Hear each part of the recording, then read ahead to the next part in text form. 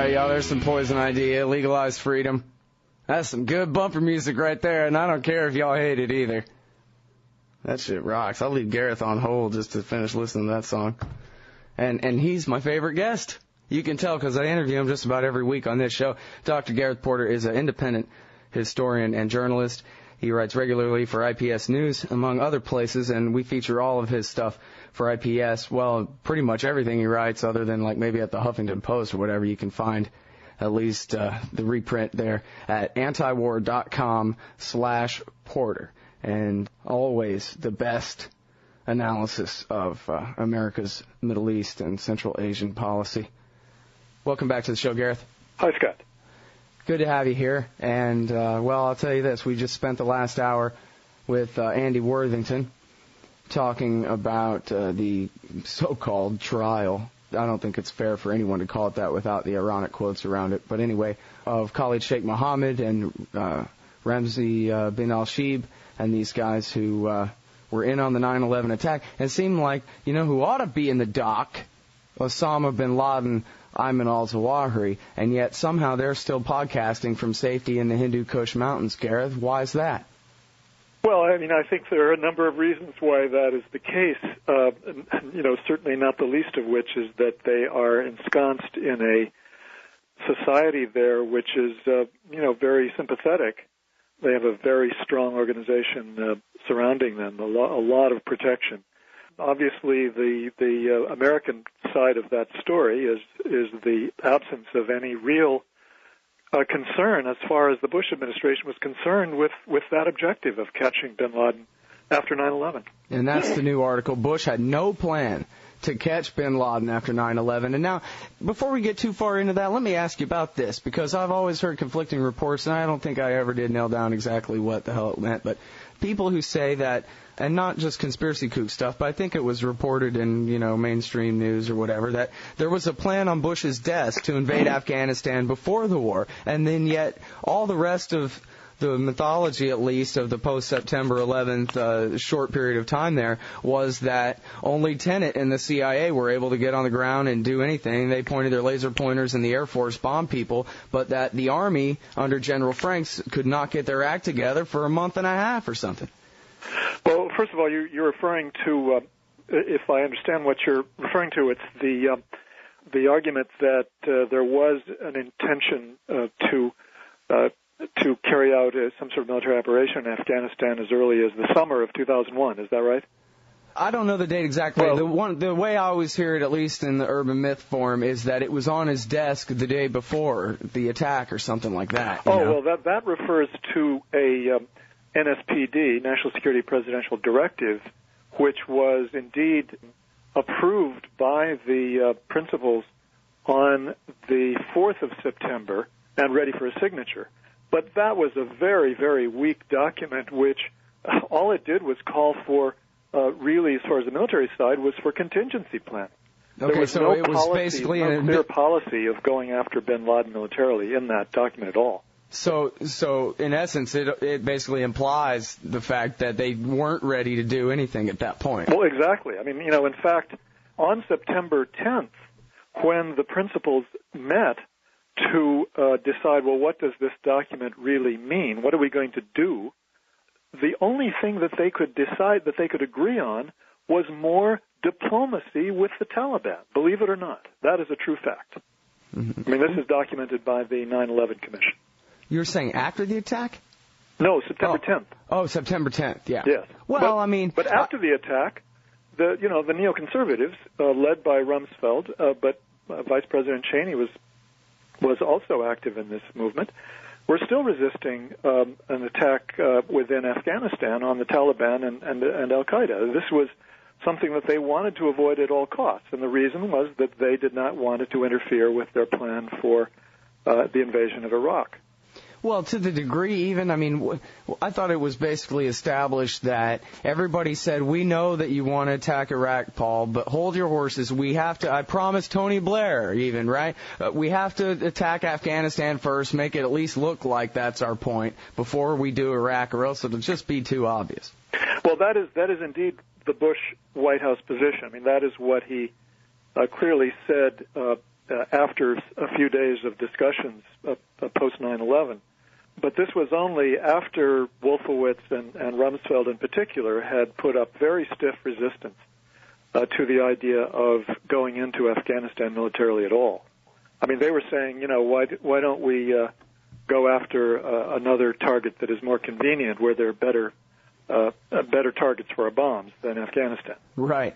Well, and, I think everybody probably always wondered this. Sorry if I'm putting, words in everybody else's mouth or something, but I always thought, okay, you have no contingency plan. They say Rumsfeld was furious. That's what some people say, that he was really furious with Franks that it was taking so long, at least to get what little he wanted to do in Afghanistan out of the way, as far as his light and fast transformation and then on to Iraq kind of thing. But it always seemed to me that, all right, look, we have a bunch of C-130s, fill them with soldiers and have them bring snacks and then go. Damn it, what are you doing? Drop some paratroopers in there. Everybody knows where they are. I'm talking September 2001. Yeah. I mean, there's got to be a way. I mean, hell, this is the Army, and I know that for every Army bureaucrat who has a plan, he's got to include everybody else's plan, too, and you can't fly C-130 without these 100 other things or whatever. But it seems like in an emergency, when the point is we got to get soldiers on the ground in Afghanistan to get these few individuals before they get away kind of thing, that they would be able to do that if Rumsfeld simply had said, do it, damn it, or you're fired, and that would have been the end of that. Or well, the first place, I'm crazy. I mean, you just have to start with the most fundamental point here, which is that the neocons did not care about al-Qaeda. I mean, al-Qaeda simply was not important to them. Bin Laden was not a factor that they cared about.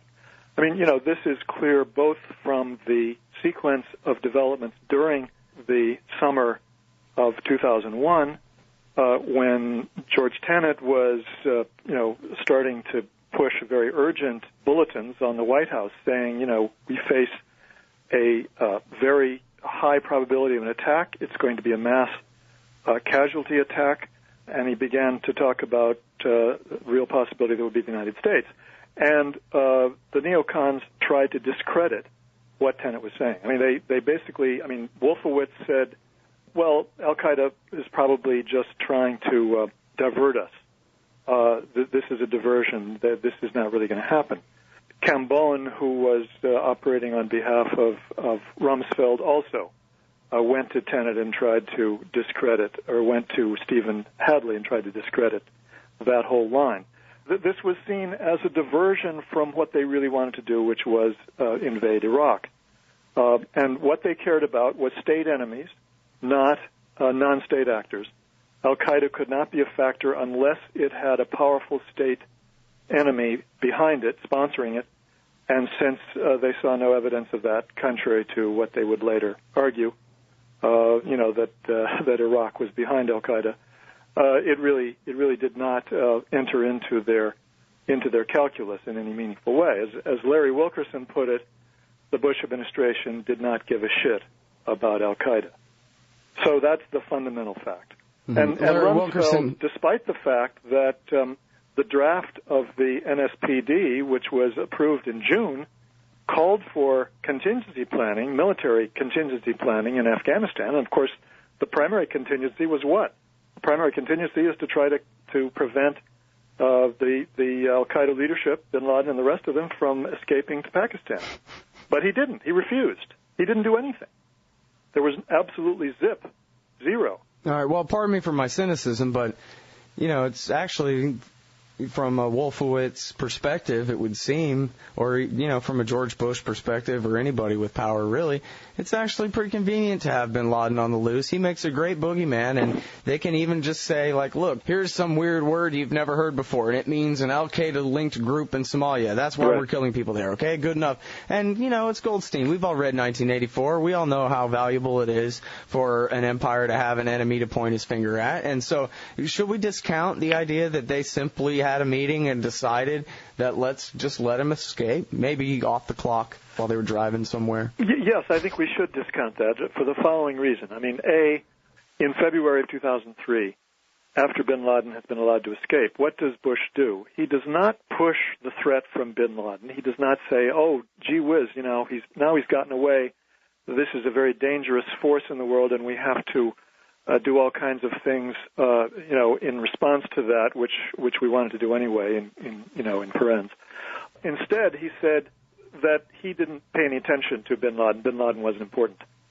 The idea of the bin Laden threat, the al-Qaeda threat, only came much later, after it was necessary to justify the war in Iraq.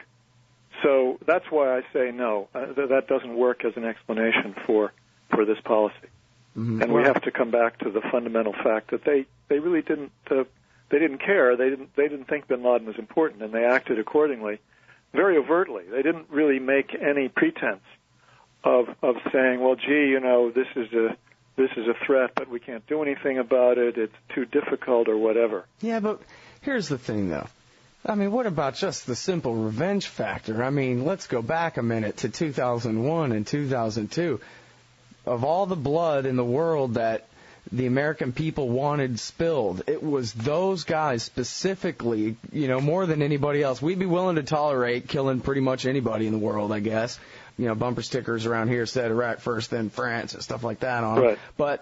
But these specific guys, how could it be that after that terrible, not just the tragedy, but the spectacle of the whole thing, the humiliation of the whole thing, that they didn't simply say, just for revenge sake, like we're going to get these guys on our way to Iraq or anything, Well, I mean, this raises a very interesting question about the mindset of these people in the Pentagon, particularly, and Vice President Dick Cheney, secondarily.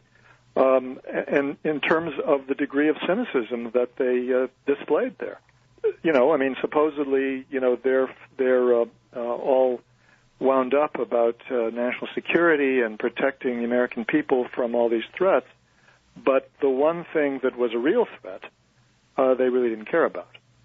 My cynicism about these people is no less than those people who regard them as sort of secretly harboring, the desire to keep bin Laden safe so that they could use him.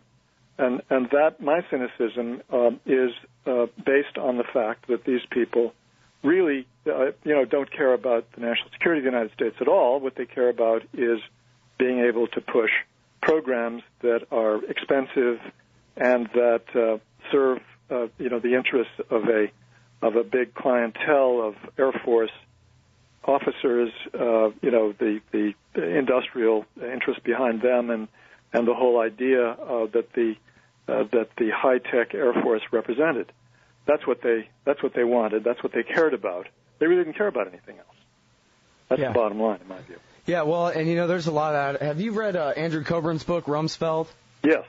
Yeah, that's a great one, because he really goes into the combination. I think he even defines neoconservatism. He says you hear a lot about Trotsky and about Strauss and, the Rand Corporation and Central American policy and fear of blacks and all these things to define neoconservatism. Here's what it's about.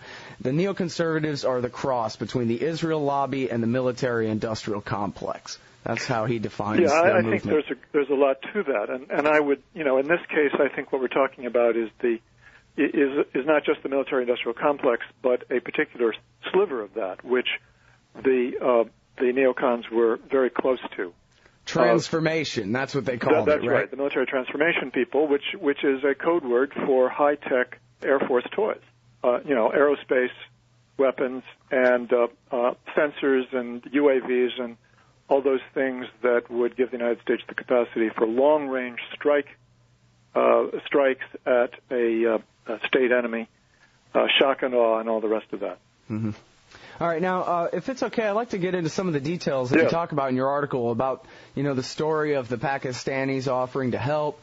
If you could address perhaps the Getaway by Seymour Hersh and some of the other reporting on that, about how the Bush administration allowed the Pakistani Air Force to airlift out God knows who. I don't know, maybe you do know who. Some say it was only Taliban, but I don't know how they know that. Well, yes, we can start with that. In fact, I mean, you have the same information that I have, which was Seymour Hersh's account of this. This happened roughly the 23rd of November, if I remember correctly, and it was an airlift that was from the northern front where the Taliban had fallen back in disarray and was essentially surrounded and defeated. And the excuse for the Pakistani airlift was that they had all these Pakistani military advisors serving with the Taliban, which is no doubt true, but it's also the case that there were a very large number of Pakistani military personnel, actual fighters, who were really a key part of the Taliban army. They were very close to Al Qaeda. I mean, I think you could consider them as Al Qaeda in effect. The Al Qaeda contingent was a very important part of the Taliban military at that point.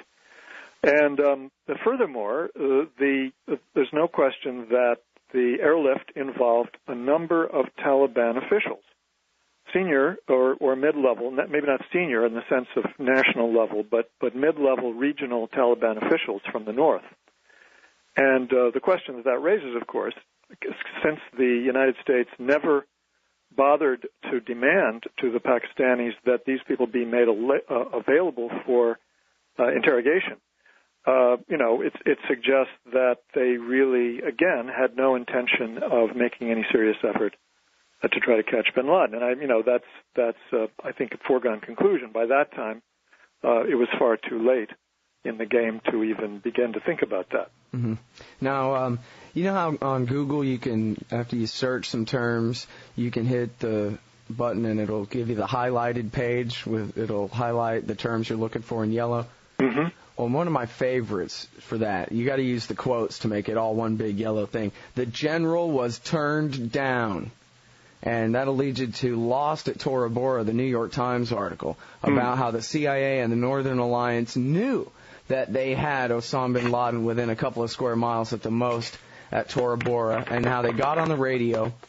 And I just looked it up before the interview to make sure my number was right, and at least this is the New York Times number. There were 4,000 Marines, like 10 miles away, something like that. And they asked, the CIA asked the Marines to intervene, and the Marines called Tampa, Florida, and checked with Tommy Franks, and Tommy Franks said no.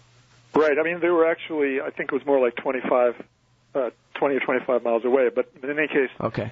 I think the problem there was that they would have had to have much more preparation to do something like that successfully. I think there's wheels within wheels in this story. I mean, this is very late in the game now. We're talking about December, okay? It's already December here. Right.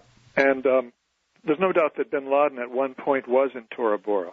But by early December, it's very late. I mean, it's almost certain that he's already flown the coop. And I'm not, this is not to defend the people that at CENTCOM by any means.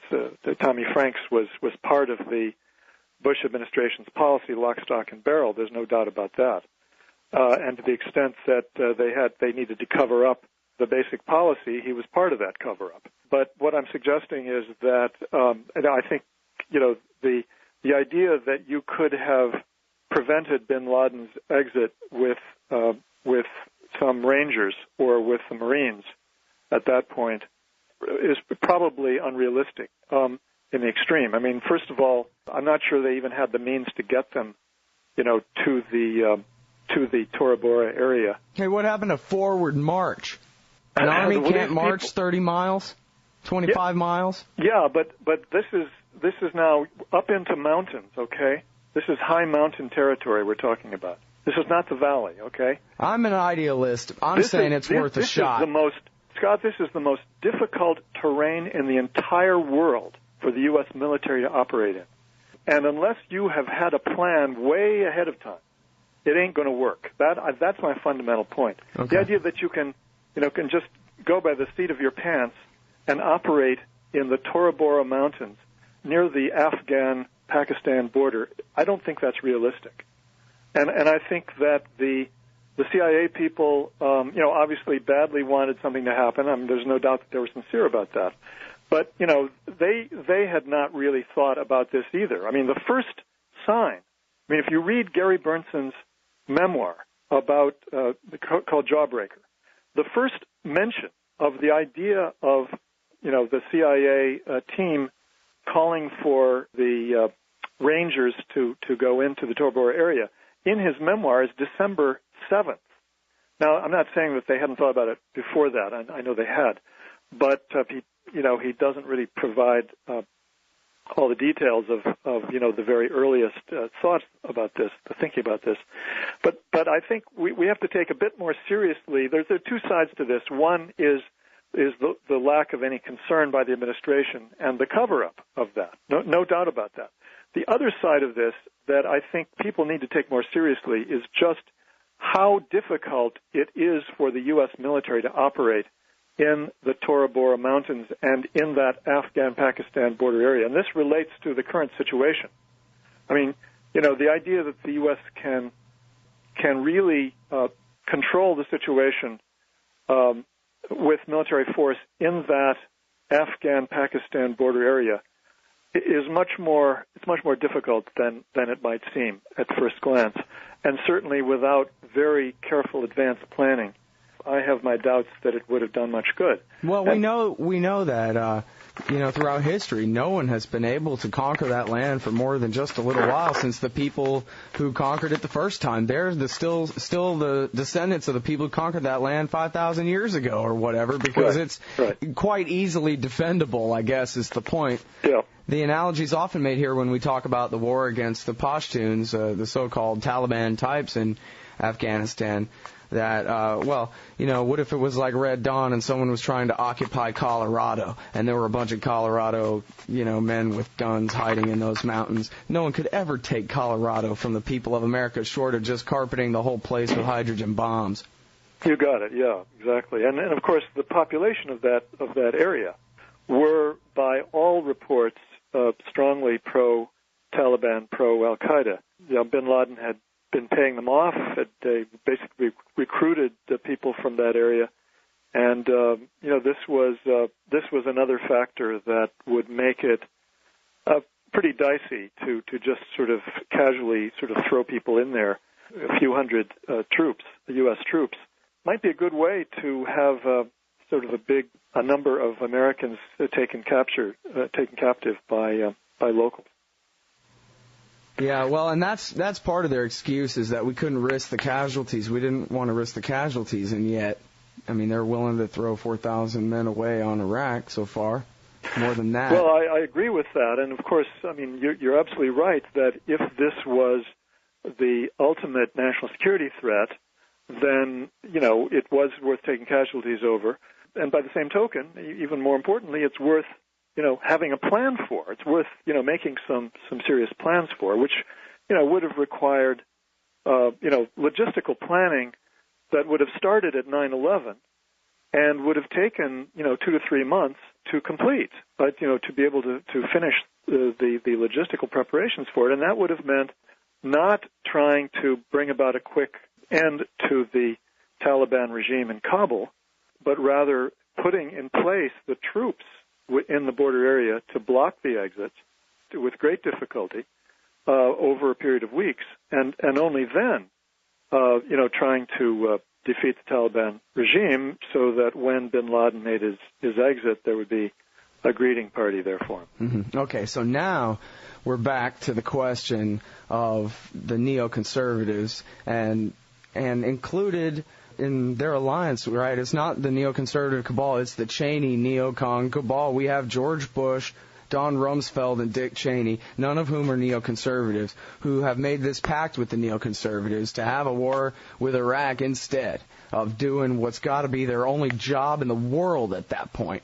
And so why this obsession? Okay, big-ticket fighter planes and contracts, and Halliburton gets to build military bases, and get big weapons contracts and that kind of thing. But why the neoconservative obsession? Is it simply the same as Rumsfeld and Cheney's? The bigger payoff beyond the military contracts, which certainly are fuel for this passion, if you will, of the neoconservatives. The bigger payoff, I think, is this idea. In the end, ideas sort of take over and become obsessions. And in this case, the idea was that they could that they had a new idea for how to fight wars, a new American way of war, is what Max Boot eventually called it in Foreign Affairs in 2003, in the triumphalism that followed the apparent victory over Iraq that came that spring. And what that meant was that you could have a quick and easy victory through air power and all these sensors and smart bombs and all the high-tech weaponry, although not nearly as high-tech as what they hoped would come later. And that this then would allow them to basically exercise power throughout the Middle East.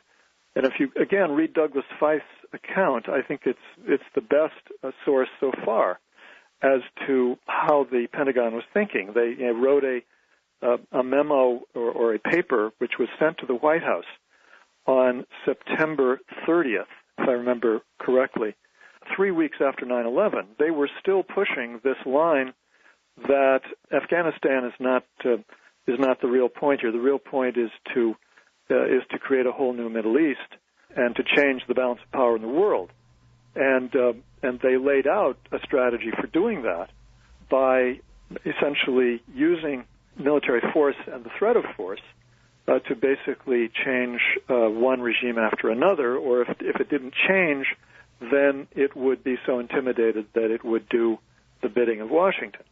And so this new American way of war, particularly in Iraq, which was clearly what they had been planning for months, from the spring and summer of 2001, they were meeting almost weekly in the Deputies Committee to talk about a strategy for taking over Iraq militarily. And so that was the centerpiece of it. And by following that strategy, they expected really to be mastering the Middle East by the end of the Bush administration. Yeah, or even by the end of his first term, right? Yeah. I mean, they had a 4 or 5 year plan. I guess it wasn't quite just in one term, but it would be mostly to be completed by the end of the Bush first term. That's right. Well, so what's the role of the clean break? Because of course, the men who wrote it were all Americans, I think. David Wimser was the primary author, but this is the policy paper written for Benjamin Netanyahu, the Israeli Prime Minister, incoming Israeli Prime Minister back in 1996, and which said that all of our real problems come from Syria and Iran, right. Hezbollah by way of Syria and Iran, and so our number one order of business should be on focusing on regime change in Iraq as a means of weakening those other regimes. Well, of course, I mean, the immediate target of the clean break was going to be Syria. I mean, Syria was always the low-hanging fruit that they thought for the neocons. But then, by the late 1990s, I mean, that was what, 1996, if I remember correctly. Right. But by the late 1990s, Iraq had, their situation had deteriorated economically. The military was in ruins. Iraq had become low-hanging fruit, too, to the neocons. And so, I mean, I think that the basic thinking behind the clean break, which was, let's go after the weakest link, was then applied to Iraq. I mean, it's always, the imperialist mentality is to go after the weak link, take the easiest targets, and Iraq became an easy target, and you have, one piece of evidence after another attesting to the fact that the enthusiasts, behind that war were all in unanimous agreement that was the main reason for taking Iraq, that it was so weak and so brittle, a brittle regime which could be broken. That was the argument. Well, now, in fact, they had pushed for, I think, wasn't one of the Wolfowitz plans? Oh, we'll just put in like 5,000 troops down in the Shiite areas, and then we'll like slowly build up this thing. Right, it was to take over the oil fields of Shiite Iraq. That was the brilliant Wolfowitz strategy, which was being discussed during the summer of 2001, being pushed by the neocons.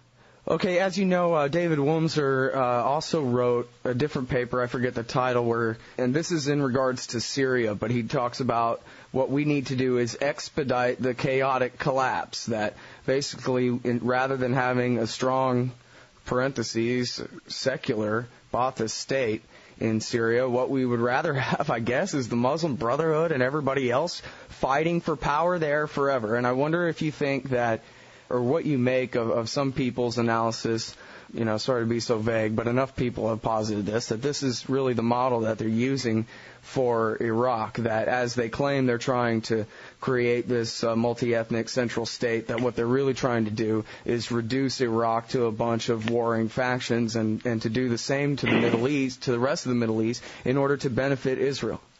Well, of course, now the question is, at what stage are we talking about? Because there's a constant flux of events which changes the strategic calculus among the neoconservatives and then their successors in the Bush administration. So we still have a few minutes. Pardon? I said we still have a few minutes. Yeah, I mean, if you're talking about the calculus at the beginning of the Iraq conflict, I mean, as far as I can tell, I mean, the degree of sophistication of their analysis was so crude that, one can hardly credit them with that degree of Machiavellianism. Their Machiavellianism was to think that the Shiites were going to welcome us with open arms and that they would be secular somehow. That was a brilliant analysis of the religious and political scene in Iraq. So brilliant that, of course, it gave us the pro-Iranian regime that we now have. Right, of course, Ayatollah Sistani pulled the rug out from under them, I think originally back in 2004, said, hey, everybody, you want one man, one vote, right? Go outside and tell them.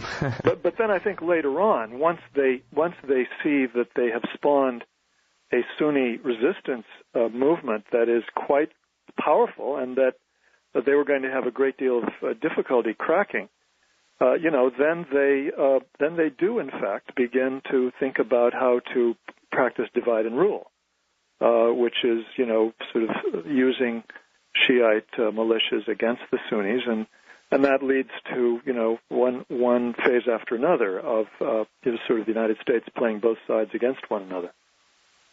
Well, and even then, we've really debated all along, right, how much of this is simply, well, what are we going to do? I know, we'll rename them the concerned citizens and we'll give them some money, and everything is sort of ad hoc. It's hard to tell whether they're really saying, we'd be better if we can make sure to keep the armed Sunni faction separate from the government by arming and funding them separately so that there will be a future war later.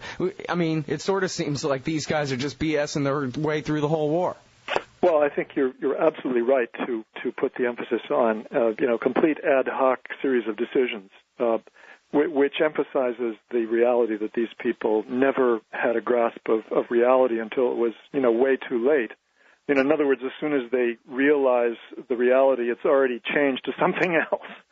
They're always 2 or 3 steps behind reality. Yeah, well, now, so if John McCain wins and he brings the American Enterprise Institute back into power, it starts looking like Bush's first term over there at the Pentagon and the rest of it, then can we expect them to target Syria, or have they kind of learned the lesson maybe of Iraq that, maybe we do prefer the Baathists to the Muslim Brotherhood in charge there, or something like that? Well, I mean, a McCain victory would imply a national security policy so far to the right that it almost defies the imagination. I mean, it would be to the right of Israel, clearly. It would be to the right of the Bush administration. It would represent the most extreme component of the right wing in Israel and of the Bush administration, sort of extracting them and giving them the power to make foreign policy and national security policy decisions. So, I mean, it is almost unimaginably warlike and without any ability to discern reality from fantasy. And of course, then you have nice. You have the prospect that you would have a president who has something like a 66% chance of surviving, over a 6-year period, so that we would have roughly a 50% chance of someone becoming president who believes in the end times and who therefore arguably would be prey to those in the United States who believe that the United States should support a nuclear conflagration so that we can, so that those people who are the chosen ones can welcome the rapture. Wait, where'd you get the 66%? Is that what McCain's doctor said? This not McCain's doctor, but the physician who examined the 1,200 pages of medical records, which were made available under circumstances which would have suggested that it was top secret national security information because they were not able to make copies or take anything out of the room. They had 3 hours to examine 1,200 pages. But if I remember correctly, it was the figure that was given by one of the doctors who commented on this was that McCain would have a 66% chance of survival over a period of 6 years. Okay, now, if he is elected and falls down dead, and Palin becomes President Quayle only with a really high-pitched, annoying voice, which neocons is she going to have left in her cabinet? Who's lined up to be her national security advisor, her deputy secretary of defense for policy, and like that? I'm joking here, but only because it is such a joke. I mean, she's such a nightmare of a joke. I mean, Pastor Hagee probably would be the Secretary of Defense. No, jeez. I mean, because he has experience in dealing with the devil. Well, and we got to make sure to keep all the witchcraft out of the Pentagon there. No, yeah. but I am serious about there is some evidence that this is someone certainly who believes in end times, therefore, she's a follower of the Left Behind series.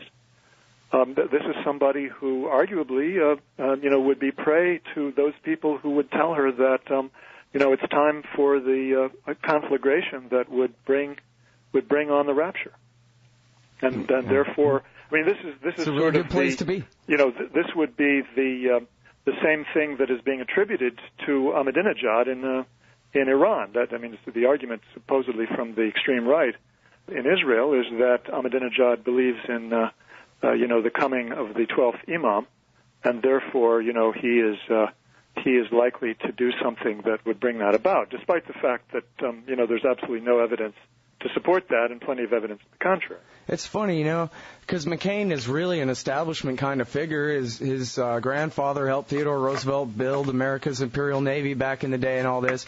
And yet, boy, it seems like nobody must be running the show up there that they're going to let someone who's this much of a Pentecostal nutcase get this close to the power. I mean, geez. Well, this is the measure of just how far the degradation of the Republican Party has proceeded. Yeah, and the Republic itself. All right, I'm sorry. We're all out of time, Gareth. I got to let you go. No problem. Thanks very much for your time on the show today. Thank you, Scott. All right, folks, that's Gareth Porter, independent historian and journalist, Interpress Service. You can find all he writes at antiwar.com/Porter. You can tell why I have him on the show all the time, because he's really good at cutting through the wheat and the chaff and those things, isn't he? Don't you think? Me too. All right, see y'all tomorrow, 11 to 1 Texas time.